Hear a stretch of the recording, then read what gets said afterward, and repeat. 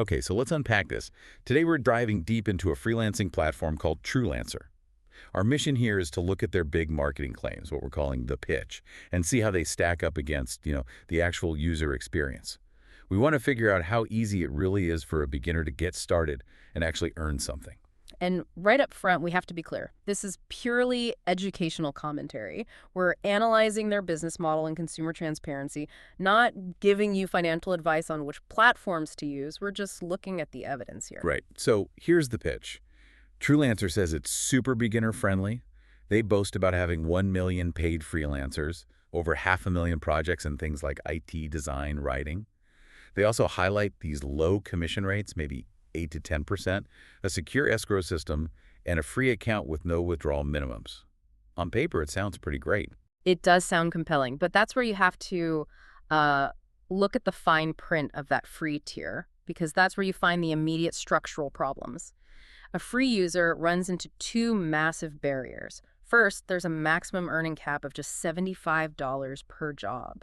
Wait, $75? I mean, doesn't a cap that low just immediately screen out any serious professional? It feels like it's signaling a race to the bottom for pay. It absolutely does. It makes the platform pretty unattractive for high-quality freelancers.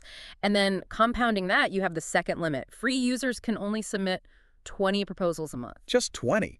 That's barely enough to get your foot in the door, let alone test the market or, build a career. It feels like an immediate bottleneck. It is a very high-friction one. The moment you try to submit that 21st proposal, you just hit a wall. And to keep going, you're immediately funneled towards either buying single proposals or upgrading to a paid plan. That starts at, what, $29.99 a month? So it forces this investment before you even know if the platform works for you. Okay, so that's the financial friction. But what about the platform itself? We're hearing about some pretty big operational issues. For instance, users are reporting that job listings from 2 years ago are still showing up in searches. Two-year-old listings, yeah. That suggests either a massive maintenance problem or, more likely, a very thin supply of fresh opportunities for beginners. It kind of implies a lot of ghost postings, which really Right. undermines the whole value of the platform.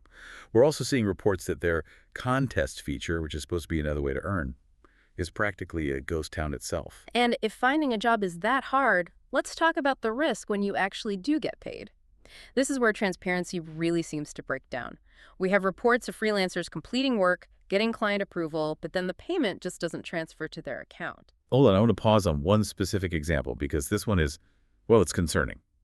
A freelancer completes a job, the payment is processed, and then Truelancer asks them for credit card verification photos. We're talking images of their debit card and other ID documents, all after the money was supposedly secured. Exactly. That raises some serious questions about their whole KYC Know Your Customer process and data security. Demanding sensitive documents only after you have money in the system is a very strange way to do business. And on top of that, when users run into these problems, they report that it's nearly impossible to reach support. Phone calls just getting disconnected.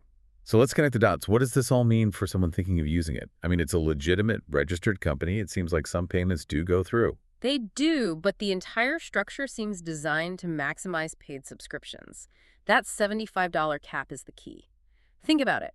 After their 10% commission, your net profit on a job might be around $40, maybe $50. And the monthly subscription is $30. Exactly. That subscription eats up a huge chunk of your potential profit from a single job. The combination of the low cap, the proposal limits, and all this operational friction, it all just accelerates the pressure to upgrade for any real chance of success. So this deep dive really shows why you have to look beyond the flashy marketing claims. You have to analyze the core business model and how a platform actually makes its money before you invest your time. And that really leaves you with a final thought to consider for any beginner-friendly platform you look at. How much of the service is genuinely free opportunity and how much is just a very cleverly designed, high-friction funnel that leads you straight to a required monthly subscription. It's all about questioning those barriers.